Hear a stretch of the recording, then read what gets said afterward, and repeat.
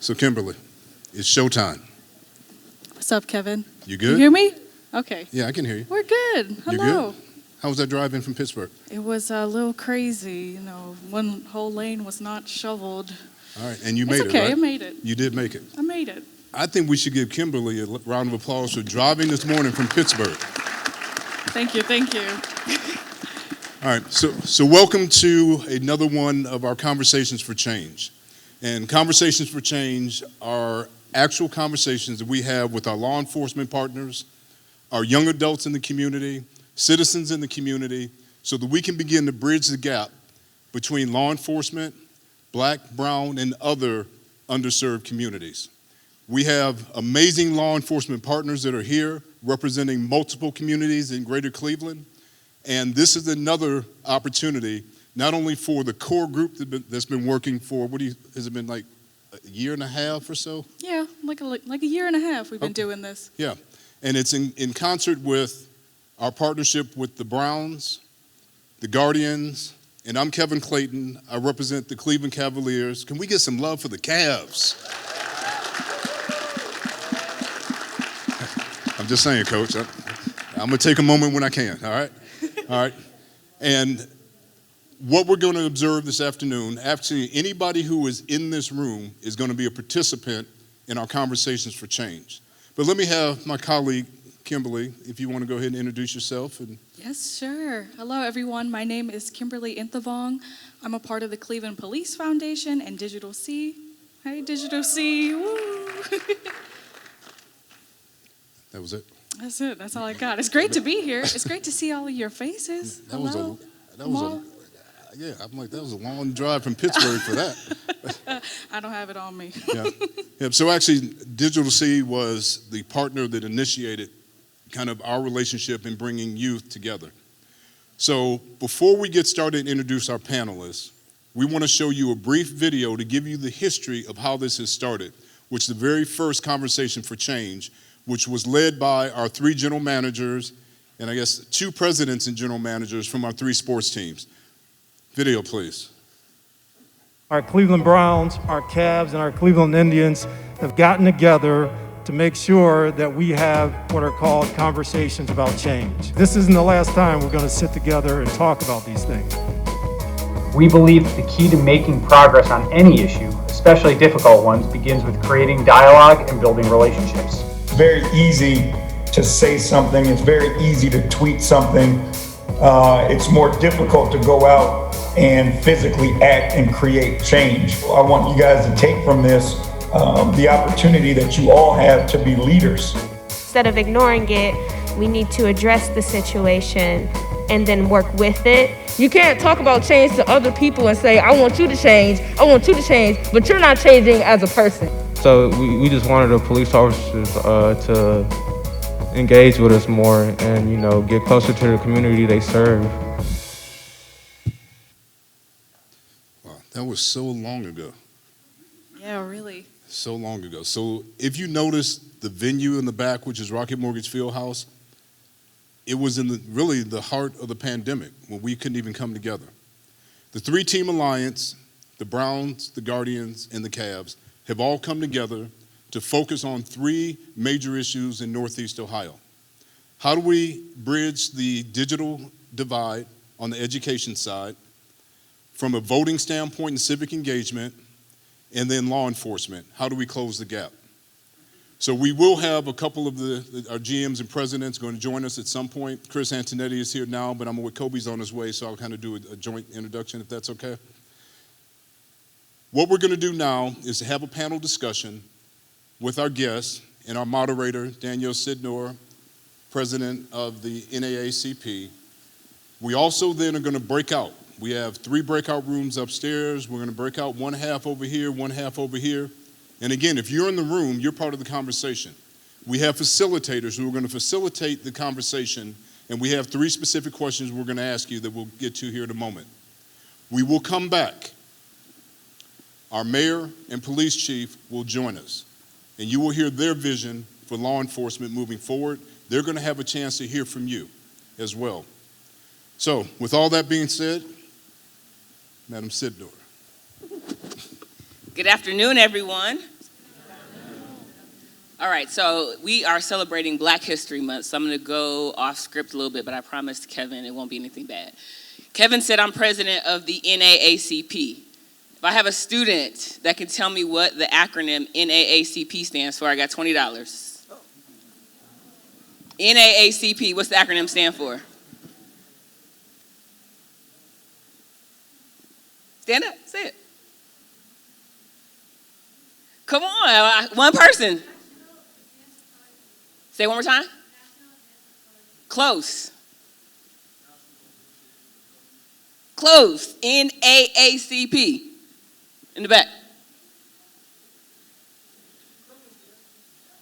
Say it loud. It's $20 right here.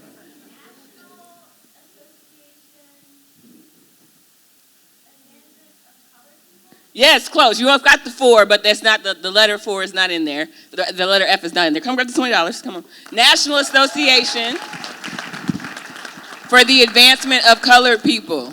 I want you guys to know what the acronym stands for because we say the letter so much that people don't even know what it means anymore. So it's the National Association for the Advancement of Colored People. Thank you so much for being brave and shouting it out and participating. I appreciate it. So y'all got to pay attention to the rest of the panel because I might have $20 more for something else, but I can't make any promises. My name again is Danielle Sidnor. I am here to moderate this panel discussion with you all with some amazing leaders, young people, some adults that are also going to try and share some information with you about what it means to be in law enforcement, what it means to be leaders and have roles in community where you have a chance to influence people either in your jobs or just the things that you do day to day. So I'm gonna allow all the panelists to briefly introduce themselves and then we're gonna go into some conversation. So I'm gonna start all the way to my left and we will start with Officer McCaulley. All right, thank you. Good afternoon, everyone. Let me start off by just thanking you for allowing me to be a part of this. I'm so passionate about what we're doing that if I wasn't on the stage here as a panelist, I'd be in the audience for sure. But again, my name is Dionne Mccauley. I served 31 years for the City of Cleveland Division of Police, retired, and now I serve as the police chief for Cleveland Clinic. I'm going to be brief, but I do have to give a shout out. I'm first vice president of NOBLE, Greater Cleveland Chapter. NOBLE is an acronym for National Organization of Black Law Enforcement Executives. And our president is here today as well, Thomas McMillan from Cuyahoga County, Cuyahoga Community College. So just want to give a shout out to them. But again, thank you for inviting me to be a part of this today. Thank you. And next we have Chief Jones. Yes, good afternoon, everybody. And I am also honored and humbled to be here. I am Chief Jones, Chief Deirdre Jones, and I am the Chief of Police for RTA Police Department. I have 36 years of civil service under my belt, 34 of law enforcement, and 33 of those was also working with Chief McCaulley with the Cleveland Division of Police, where I was a commander of the Police Academy and other departments within the Cleveland Police Department. I am happy to be here. My guys from RTA are here to represent and support. And it seems that every time we do this, our numbers of participation for our law enforcement officers get bigger. So I'm really happy to be here. Thank you. Thank you. Next up, Nezerae. Nezerae. Good afternoon. Thank you for allowing me to speak on this panel.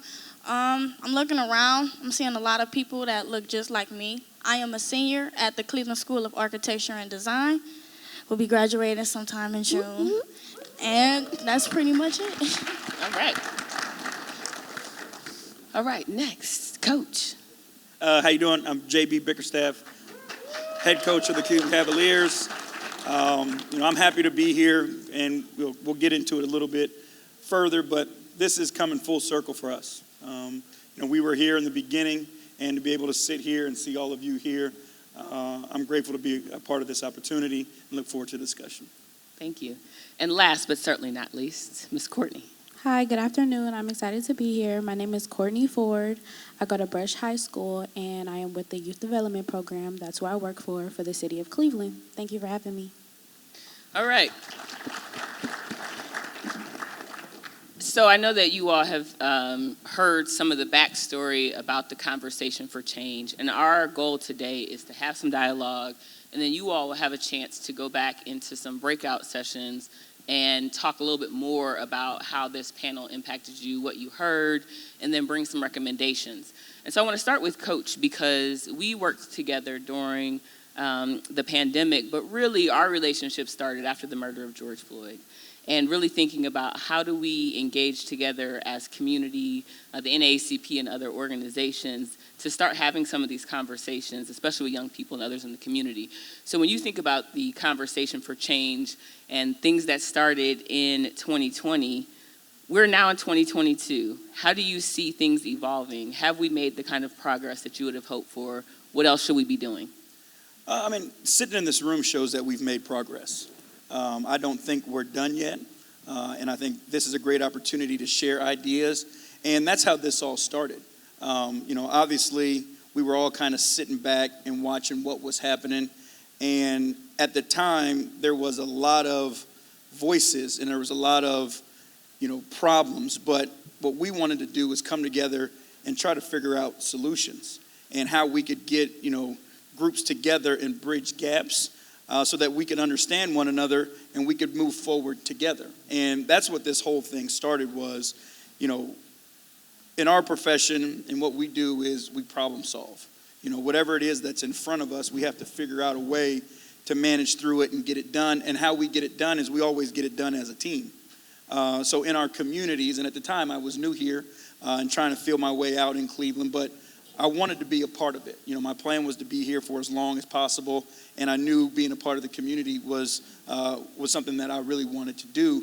So how did we bring the community together to solve some of the problems that were in front of us? And then obviously working with Kevin and yourself, we got on the phone, and then he led us in a direction with Chief Williams, and it just went on and on and on. A lot of Zoom calls that we went through. Lots of Zoom calls. Right, but then they put a plan together, and we got to where we are today. So I couldn't be more proud of the work that we've done, but by no means should we feel as if we're finished. Thank you. And someone asked one of the young people, either one of you jump in, as you think about what's changed in your life over the last 2 years. So a lot of us had to stop. School changed for everybody. I have 2 sons. My oldest son is a freshman in college. My youngest son is a senior in high school. And when the pandemic hit and the uprising, it was consuming, very consuming for young people. So talk to me about either of your experiences over the last 2 years. Have you seen this national conversation around law enforcement and engaging with community? What do you see that has changed or stayed the same? Either one of you. I'll go first.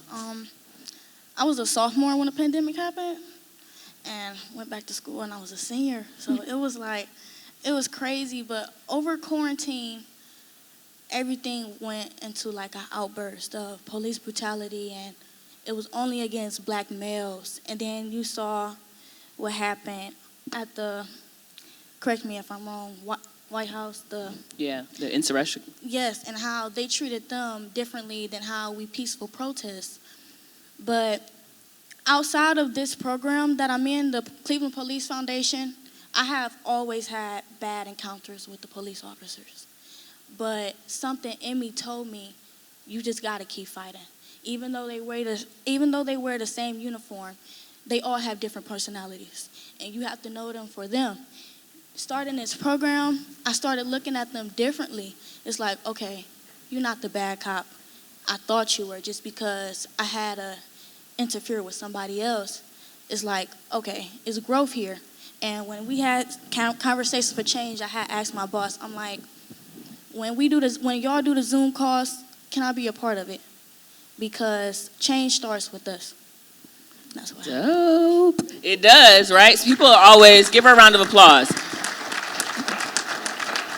One of my favorite sayings is be an advocate in whatever space you occupy. A lot of people are looking for someone else to create the change, but we all have a power within us to change some bit of an environment. And you simply being on this panel and acknowledging that every officer is not the same, just like all of us are not the same, right? All of us want to have the privilege of individuality, where someone looks at us and doesn't assume because you wear a clip in your hair, you're like the next girl that wears a clip in her hair. Because you got lashes, I got lashes too, that we are all the same, we're different.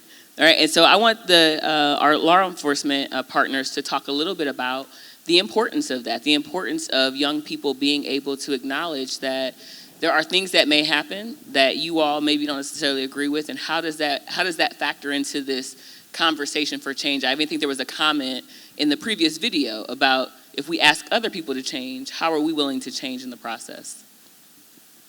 That's an excellent question. I think one of the hardest things for people to do is to put a mirror up to their face and realize what their flaws are. And as law enforcement, that's one of the things that we have to do, and these conversations for change is forcing us to do. Somewhere along the line, the word reform became a bad word in law enforcement. It became political. But reform is a good thing, because reform only means that you're evaluating yourself in order to make yourself better. So to what the young lady said, you're absolutely right. These conversations, change starts with a conversation, but after the conversations, we have to get into action. And action means that we review our policies, that we review our practices, that we become better. It bothers me when someone says, hey, that officer is all right, because they should be able to say every officer is okay. And until we have that confidence, until we've gained your confidence that you can look at any law enforcement officer in a uniform and feel that way, then we have a lot of work left to do. Thank you. I'd just like to say, from a personal standpoint, when I was with Cleveland, I made it a point to apply for a command staff position, because one of the things that I did want to do was create change within the department. I wanted to be in a position where I could educate, I could help my officers along with how to better interact with people, how to put themselves in the shoes of the people that they interact with. One of the things that I say to my current officers and to my past officers was this: be the kind of police officer that you would want some police officer to treat somebody you loved and somebody you cared about. That's the kind of police officer that I need you to be. And anything else is less than acceptable. I am a firm believer in fairness and not looking at people, because one of the things that I believe that we've had an issue with is we've had an us against them mentality. And when you have an us against them mentality, let's say I'm a police officer, and if I have an us against them mentality against you, what tends to develop is you will create an us against them mentality against me. And when we do that, then nobody ever gets heard, the conversation never gets started. So I'm a firm believer in change. I'm a firm believer in engaging the public and really getting out and talking to as many young people as I can to make this look different. Thank you. I want to build on, I think, a point that they've gone down, Coach, and ask you, as we think about sports. So I would say you're the captain of the basketball team, right? If your players aren't reforming, as officers said, you think about you're critiquing. You want somebody to get their shot better or to run the defense that you're trying to run or the offense. How do you convince people to change behaviors? And how does that correlate to what we're trying to describe in this kind of conversation between community and police? I mean, I think it's the same thing, is you have to build trust. And you don't build trust when the problems arise. The trust that you have to build, and that's what, we concentrate on with our guys is, we start building relationships from the day they're acquired. Whether we draft them, whether we trade for them, we sign them as a free agent, like automatically those relationships build. And by the time we get to the point where, a problem arises, they already understand that where we're coming from. And we're coming from a place of, we're trying to help them, but we're trying to help the team as well. And I think that's where, all of us have to start to do our work is, and being in this environment, right? Like this is a positive environment to have those conversations and to build those relationships and build those trusts. So when you do run into that bump in the road, you already have a basis and a foundation of trust where you can listen to whoever it is that you're working with. And I think that's one of the things that we have to focus on is a lot of times when we have these conversations, we're so worried about our point that we don't take the time to listen to the other person that we're talking to. So being in an environment where it's not confrontational, we all need to be open-minded and listen to one another, and then we can solve whatever issues come up because we've listened truly with an open mind and understand where the other person is coming from because, again, we can continue to develop that trust.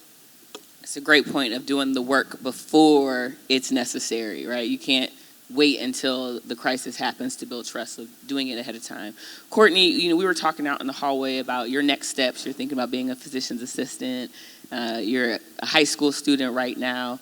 Talk to me about what trust means to you when you think about interactions between community and police. You're serving right now, working in the city of Cleveland, but live in a suburb. What does that kind of trust factor mean to you? For me, I feel like the trust is it needs to be built to be strong, because I just think that if it's no trust from the youth, then it will be a really rough road and nothing might get resolved if the trust is not there. Yeah. So. Is there any piece of advice that you would give to our law enforcement partners that are in the audience that are listening about establishing trust with young people? For the police, I can say that maybe listening and building that bridge first, like listening and understanding before assuming, and just really listening could probably stop a lot of things before they happen. Good. Anything you add? Oh no, that listening was great right there. Just all you gotta do is just listen. Don't just pick at us just because you see a color or you see a hairstyle or the way you dress, the way you look. Just listen first. That's all. Yeah. Listening is an integral part of relationships in general, and I think, as Officer McCaulley talked about, you're trying to really think about how do we create this environment where people in community in general feel that every officer that they're going to encounter has that same training, has that same high standard of expectations of how they, interact and communicate with each other. So I want you all to talk a little bit about, as the progression of the last couple of years, what have you seen that has changed in the positive that you can kind of tell the community about the work that you've been doing over the last couple of years? I want to go back to the trust question first of all. Okay. Anyone that Feel free, go ahead. Anyone that knows me they probably heard me say before, trust is earned in droplets and it's lost in buckets. So if you do one thing to lose the trust of the public, everything's dumped out and you have to start all over again.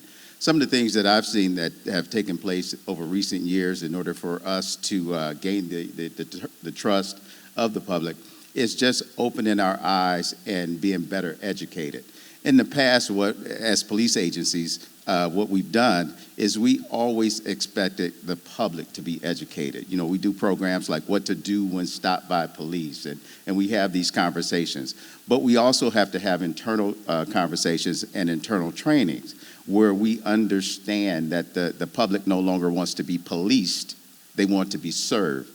So we always thought we knew what was better for a neighborhood, and now we have to go into those neighborhoods and listen and hear the things that they'd like for us to do as police officers in order to make the neighborhoods better. So as we do that, as those conversations, as we open our minds and open our ears as police officers, as we do those trainings, we get better as agencies, and I think that in time we gain the trust of our young people and the citizens that we serve. That's great.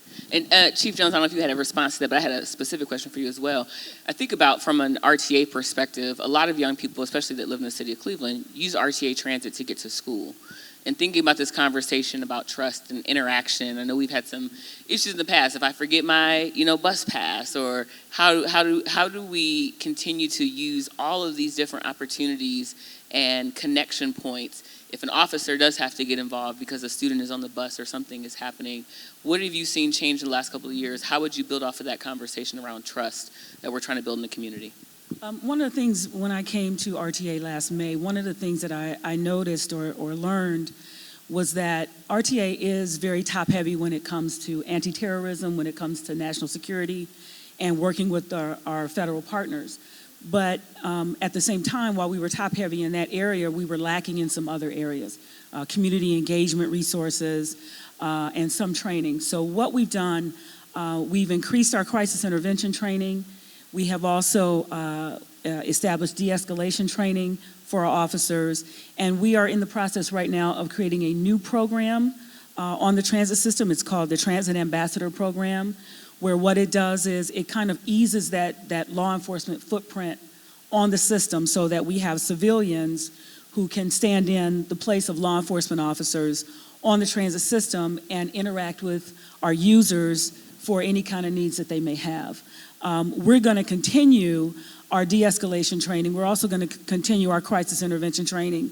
But we've also added, along with the ambassador program, we've added a social work component so that we hope to have this up and running by the end of this year, where when we have people who are in crisis, whether they're adults or teenagers coming from school or having issues with, any issues that they are having in school, those people will be on hand to deal with them and offer them some resources. So getting out in the community is important. We can't police our way out of our problems.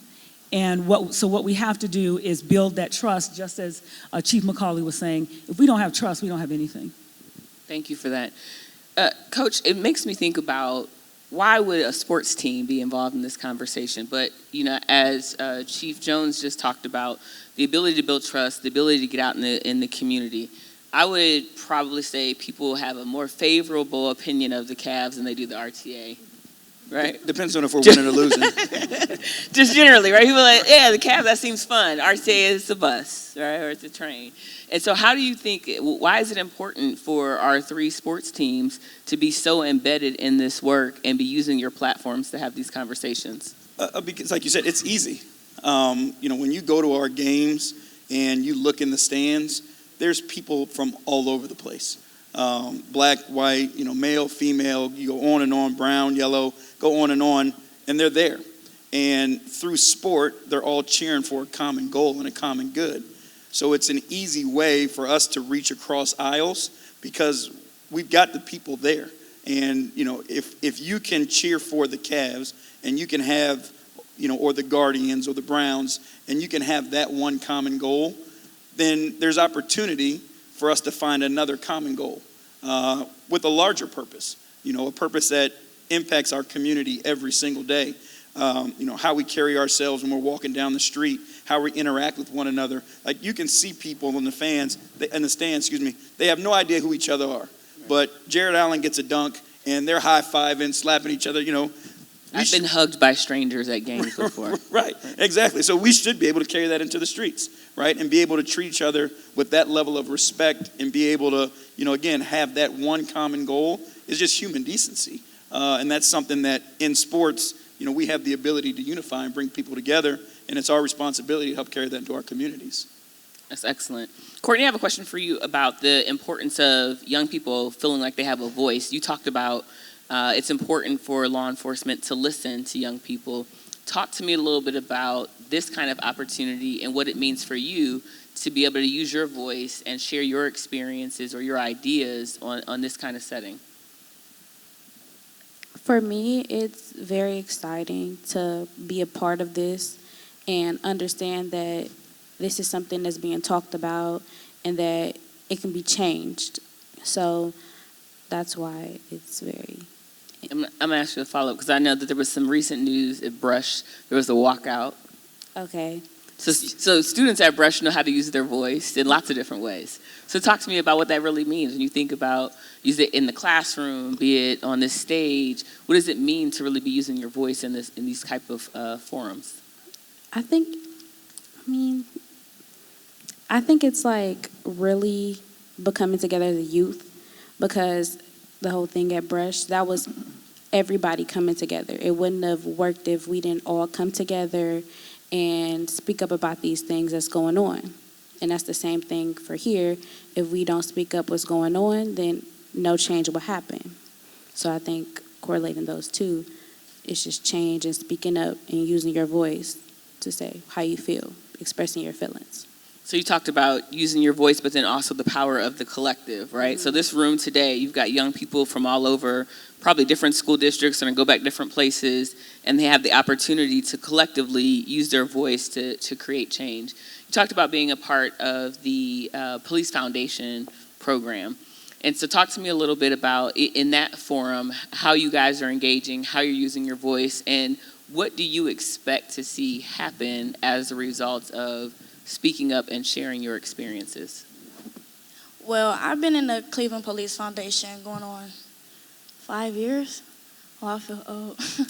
Going on 5 years.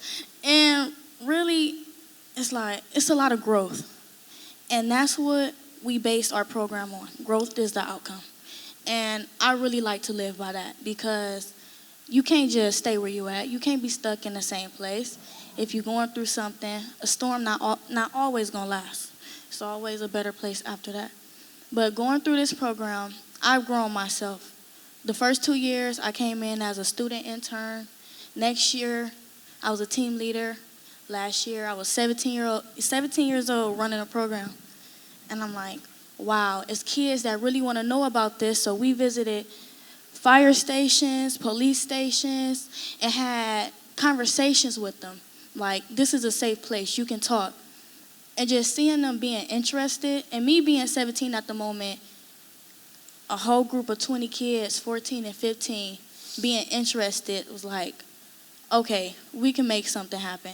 And then conversations for change came apart, and I'm like, okay, everyone bobbing their head, everyone saying something, everyone encouraged to make a change. You see the police officers, they here to make a change, especially seeing police officers my color. It's like, okay, we can make a change. So basically, every time a conversation happens, every time I see a student out there, it just shows growth, so much growth. Thank you for sharing that. And shout out to you for being a student leader who's taken again on those additional responsibilities. I want to ask you all about how we attract more young people into law enforcement, because this is another big part of this conversation, is that recruitment has been hard. I had a friend call me yesterday like, hey, I need 6 people to do security for an event tomorrow. I called my contacts and they're like, we're down officers. We don't have people. We need more people, right? And so there's this us against them you talked about, but now we're getting young people based on these conversations for change and others that are thinking maybe about law enforcement as a career path. What else needs to happen, or what are you already doing to try and use these conversations and others to really help change the perception of what it means to go into law enforcement as a potential career path? All right, thanks. This is a chance for me to give a plug for my agency, Cleveland Clinic. We are hiring in our police department, and we welcome a diverse force. But to answer your question, the pandemic and the social unrest that have taken place across the country has had an impact on interest in policing, and most police agencies are feeling that. What we are doing is we are going out and, like Coach said, we're looking for a common language. Sports is a common language. So we're looking for something that the community would have in common with policing that might draw their interest. So we will promote things like we have a drone, or we have a K9 unit, or we have a mounted unit if you're interested in animals, just to get people interested in it. But even beyond that, we want people that have the capacity and that want to serve and serve other people and make their neighborhoods better. And when they see officers that are in the neighborhood for the purpose of making the neighborhood better, then we hope that stirs the interest of folks from the neighborhood, because we have to draw from the neighborhoods that we live in. We have to draw from that population in order for our police departments to have diversity and to have that buy-in. So these are some of the things that we're doing from a recruitment standpoint. It's an ongoing process. It's a challenging process, but just having people see the rewards that come from being able to serve other people, that's very important in our recruitment effort. Just to piggyback real quick on what the chief said, RTA is also hiring, and I am trying to take some of his people to put in our department. What we've done is we've instituted a recruitment process. Right now we have videos on social media where we're looking to recruit. We are also looking to diversify our department. I am one of only 6 women on our police department, and I am trying really hard to get more women involved in our law enforcement agency. So we've been out in the community.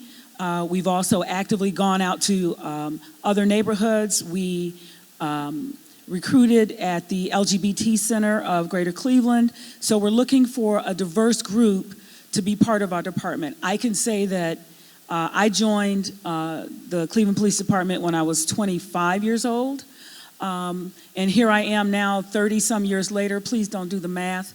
But here I am now 30-some years later, and it still feels like yesterday because I've enjoyed it. It has to be a career that you really want to do. And I joined the police department because I did want to make change in my neighborhood, in my area. And, we're looking for people to do the same thing, so. Good. So I'm going to do a time check quick. I know we started a couple minutes behind. How many? 10 minutes? All right. We got a couple more minutes. So I have a follow-up question to the recruitment process. There's been a recent video circulating on social media of an incident in New Jersey, and I don't know if you all have seen it. I'm sure most of you all on TikTok or Instagram have seen it. The two young people who were at a mall, they got into a fight. One young man was African American, one was white. When the officers came in, they put the black young man in handcuffs. He, based on the video, did not appear to be the aggressor. The white young man who did appear to be the aggressor was sitting on a bench to sit and calm down, and the young man was handcuffed for over 30 minutes. So talk right now about, we can have these conversations amongst ourselves about progress that's happening, but young people, adults, we're still seeing this flood of things that are happening across the country that make us feel concerned about, I hear what you're saying, but then I see what's happening. What do we have to do to get to that place where we're not just hearing it, but we're starting to actually see, the change happen locally and across the country? One of the things that we're doing is we have incorporated bias-free policing in our department. You will learn about people who are not like you. And the bottom line is you have to treat people the same way you would want somebody to treat somebody you love. I understand that. I haven't seen the video, but I've heard about it. And it is a pattern that I've seen over the course of my career. We are looking to make that change. The other thing about it, too, is I think one of the problems that we have in law enforcement is we don't own when we get it wrong. Thank you for saying We don't own when we get it wrong. And what we have to do is we have to not only be transparent, but we have to take accountability for when we get it wrong. And we have to correct the behaviors. I'm a firm believer, and my guys know, one of the sayings that I always use is, I will either coach you up or I will coach you out. I will not have officers in my department who do not follow the rules and who do not serve with honor and distinction.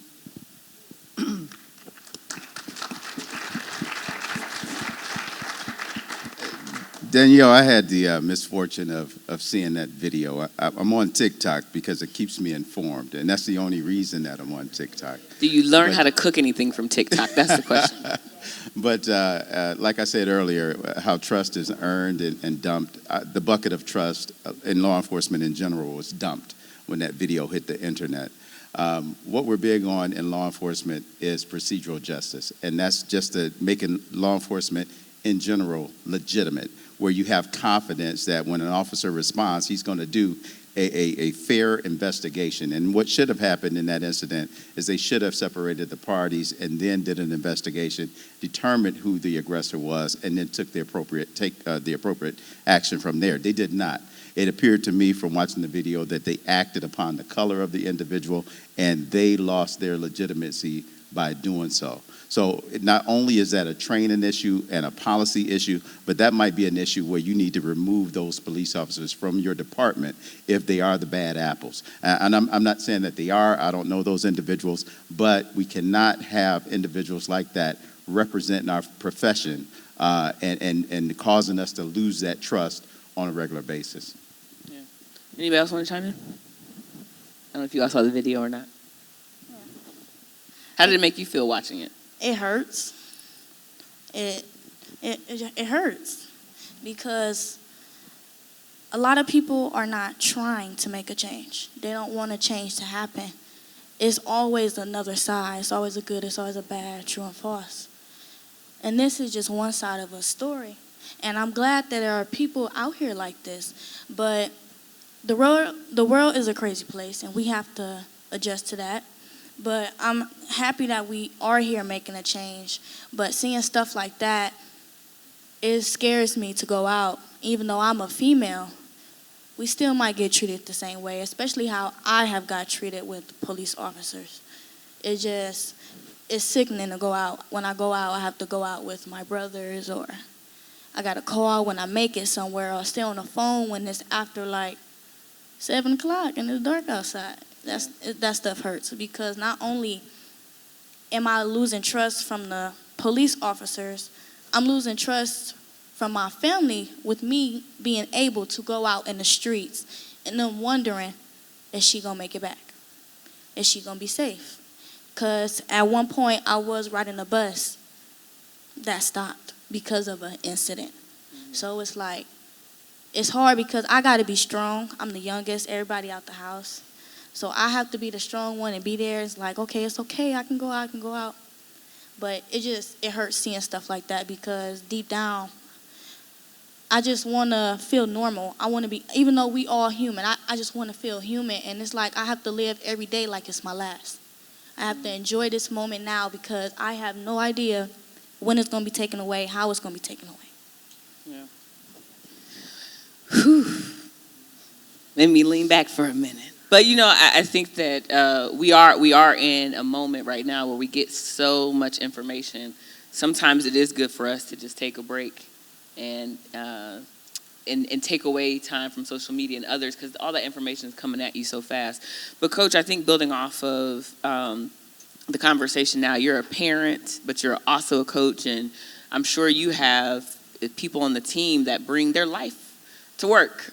And it's so funny when I've started really talking to folks that work in sports, it's work. We look at it as a game, like I'm gonna go watch the Cavs game or the Browns or the Guardians, but you guys are at work and your players are at work. So talk to us about what it means when these things continue to happen in community and how you have conversations even with your kids and with the players and your staff.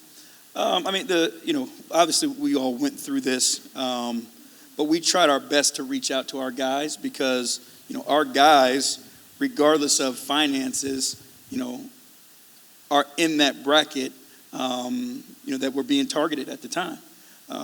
We had one of our guys, and I won't say his name, was on the phone with us. We were doing a Zoom, and he was in his car.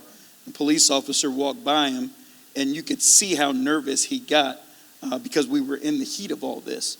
For a lot of people on the outside looking in, because of who they are, their popularity, their fame, they seem to be invincible and untouchable. But they're humans, just like everybody else. And they go through the same emotions that we all go through. That fear, the lack of trust, the insecurities, all those things that we were all going through at that time. And, nobody gets to see it. They didn't see it until the guys raised their voices. And I thought the NBA and the players, they did a phenomenal job of taking a stance. And, they found their brotherhood, they found their voice, and they found it together.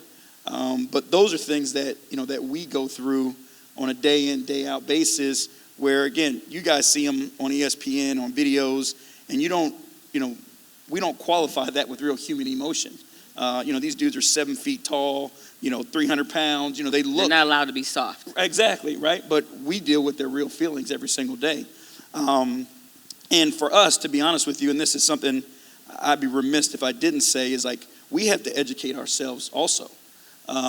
So we talked about those phone calls earlier, but like Carolyn Williams was on those calls, Sheila Mason was on those calls, we were working with Noble, and they gave us a ton of background and a ton of information.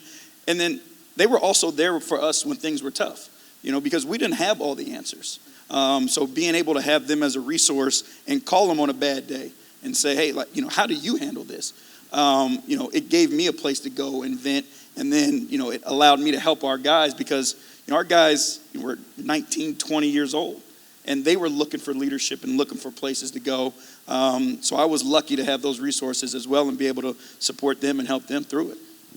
Thank you so much. So we're at our time. I'm going to ask each panelist just a final parting word for the audience as they go back to their breakout session. Anything that impacted you that you heard from each other or that you just want to share with the group before you all leave the stage?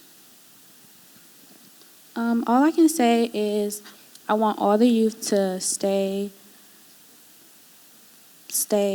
to trust the police and try to help build that bridge. And I want the police to try to build that bridge and trust us, but we have to also trust them.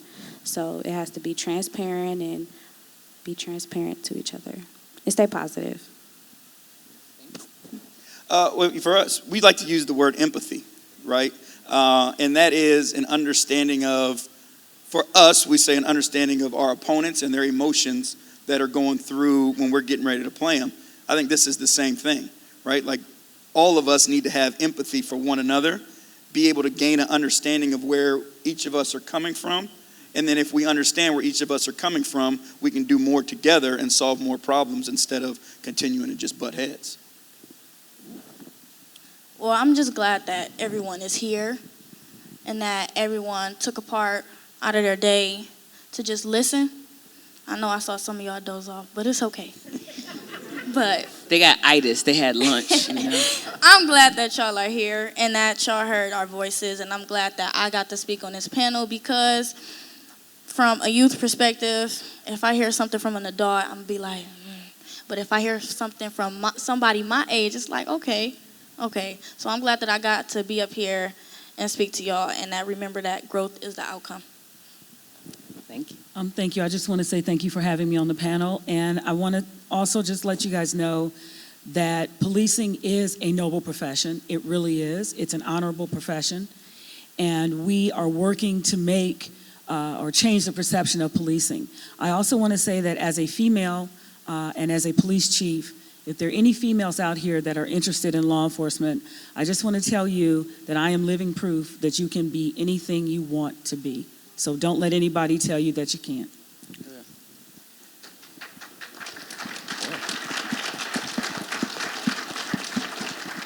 Danielle, I'm encouraged. You started our session talking about this is Black History Month, and my images of Black History Month growing up were images from the South of Bull Connor with fire hoses and dogs being leashed on peaceful protesters. And when I fast forward today, and then the protesters, I fast forward today and I hear the voices, the young, powerful voices today that say we will not stand for police brutality, and they are holding the line and having their voices heard, then I'm encouraged that we as a society will be healed as we go forward. So I leave here excited, I leave here encouraged, and I applaud these young individuals that were willing to share their voices. Thank you so much. So I got my one parting thing for Cap. I got $20 more. What did Coach say our word was? Oh, you can't all say that one time. I was supposed to pick on somebody. Hey, you better pull out 100. You owe them now. Yeah. I only had one. Y'all got to tear it up and split it. Okay, wait. My next one. You got to raise your hand. You can't shout it out. Okay. Where's he hiring from where? Raise your hand. In the middle. Lakers jersey. Yeah. All right. How you gonna call on him? Damn. Danielle, how you gonna call on the man? I mean, can you call somebody with a Cavs? What about a Cavs jersey? Man. Hello. It stood out. Dang. Wow. The disrespect. And I'm from Cali. I'm from Sacramento. That's why. Don't act like that. I wish we had known you were going to do that before we asked you to moderate.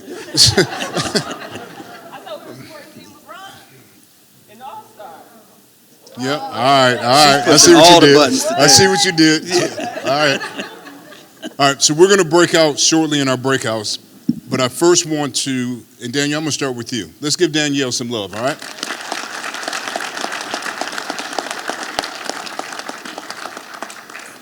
Let's give our coach of the mighty Cleveland Cavaliers some love.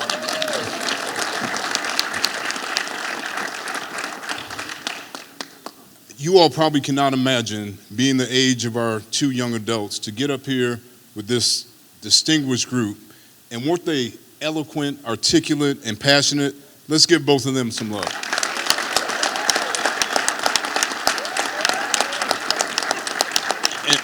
And I save our two law enforcement partners for last, only because of this.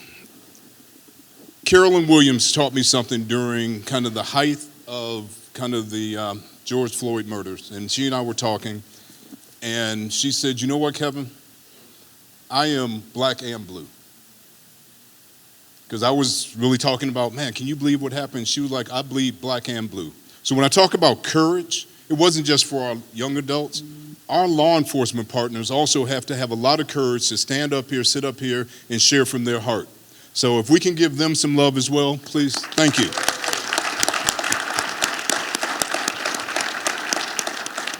Okay, so here's what we're going to do. I'm going to ask my facilitators to come down, please.